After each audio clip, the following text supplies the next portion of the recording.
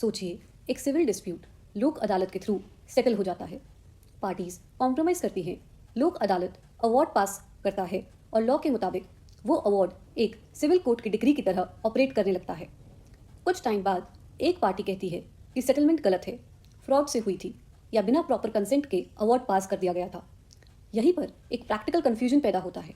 क्या इस स्टेज पर सिविल सूट फाइल की जा सकती है या एग्जीक्यूशन कोर्ट के सामने ऑब्जेक्शंस के थ्रू लोक अदालत अवार्ड को चैलेंज किया जा सकता है?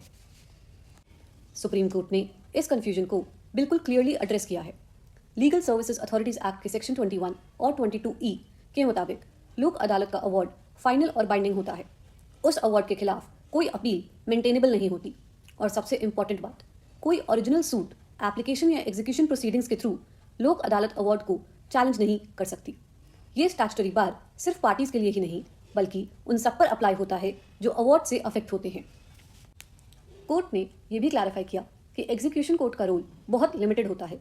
जब लोक अदालत अवार्ड को डिक्री के रूप में एग्जीक्यूट किया जाता है तो एग्जीक्यूटिंग कोर्ट का काम सिर्फ इतना होता है कि डिक्री का इम्प्लीमेंटेशन हो। एग्जीक्यूशन अवार्ड की वैलिडिटी, कॉम्प्रोमाइज की जेन्युइननेस या फ्रॉड के एलिगेशंस पर डिसीजंस नहीं दे सकता। एग्जीक्यूशन प्रोसीडिंग्स को लोक अदालत अवार्ड को सेट असाइड करने का फॉरम बनाना लॉ के स्कीम के खिलाफ होगा।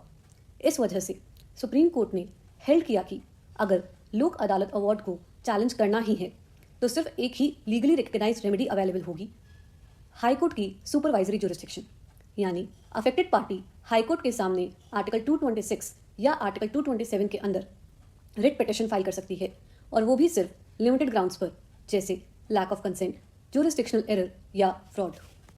कोर्ट ने यह भी क्लियर कर दिया कि एग्जीक्यूशन प्रोसीडिंग्स में ऑब्जेक्शंस फाइल कर देना या सिविल रेमेडीज ट्राई करना लोक अदालत अवार्ड को चैलेंज करने का वैलिड सब्स्टिट्यूट नहीं है। लोक अदालत अवार्ड को चैलेंज करने का रास्ता सिविल कोर्ट से बंद है और कॉन्स्टिट्यूशनल रेमेडी ही एकमात्र रास्ता है। इसीलिए सुप्रीम कोर्ट का फाइनल और सेटल्ड लॉ ये है कि लोक अदालत अवार्ड के खिलाफ कोई सिविल रेमेडी अवेलेबल नहीं होती।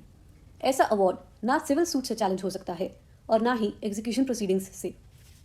सिर्फ हाई कोर्ट की सुपरवाइजरी जुरिस्डिक्शन इन्वोक की जा सकती है। ये प्रिंसिपल सुप्रीम कोर्ट ने दिलीप मेहता वर्सेस राकेश गुप्ता 2025 में क्लियरली रीअफर्म किया है।